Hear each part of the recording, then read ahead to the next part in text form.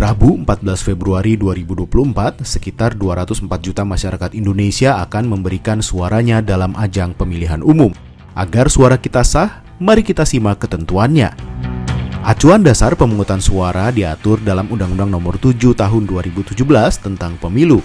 Pada Pemilu 2024, aturan tersebut dijabarkan dalam Peraturan Komisi Pemilihan Umum Nomor 25 Tahun 2023.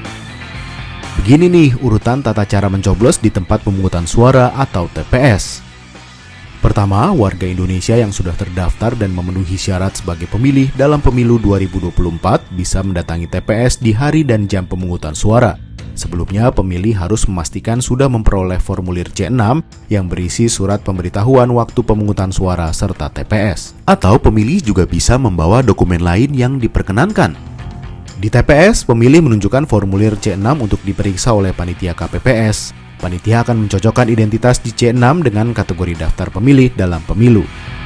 Setelahnya, pemilih mengisi daftar hadir yang terdiri dari nomor urut kedatangan, nomor urut pemilih di daftar pemilih, dan jenis kelamin. Lalu pemilih duduk di tempat yang disediakan hingga namanya dipanggil.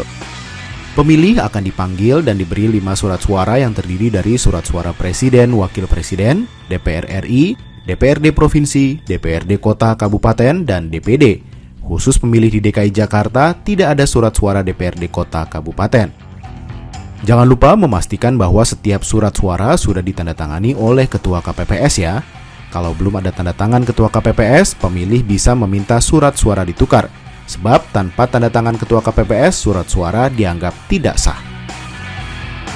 Dengan surat suara di tangan, pemilih diarahkan oleh petugas KPPS ke bilik suara yang kosong. Di bilik inilah pemilih bisa memberikan suaranya. Tahun ini pemberian suara dilakukan dengan mencoblos surat suara. Berikut ketentuan mencoblos agar surat suaramu tetap sah. Cobloslah pada nomor urut atau nama atau foto pasangan calon atau tanda gambar partai politik pengusul dalam satu kotak pada surat suara untuk pemilu presiden dan wakil presiden. Coblos pada nomor urut atau tanda gambar partai politik dan atau nama calon anggota DPR, DPRD Provinsi, DPRD Kabupaten Kota untuk pemilu anggota DPR, DPRD Provinsi, dan DPRD Kabupaten Kota. Mencoblos pada nomor atau nama atau foto calon untuk pemilu anggota DPD. Surat suara tetap dinyatakan sah meskipun terdapat lebih dari satu coblosan selama masih ada di satu kolom capres atau cawapres yang sama atau di kolom parpol yang sama untuk pemilihan legislatif. Setelah mencoblos, lipatlah surat suara sesuai petunjuk, kemudian masukkan ke kotak suara. Pastikan surat suara dimasukkan sesuai dengan kotak suara yang tepat. Sebelum meninggalkan TPS, pemilih wajib mencelupkan salah satu jari tangan ke botol tinta dan pastikan bekas tinta sudah membasahi kuku jari ya.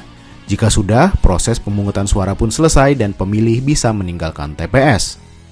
Beberapa tahapan tata cara mencoblos di TPS ini bisa dipahami terlebih dahulu agar pemilih, terutama pemilih pemula, tidak bingung saat mencoblos.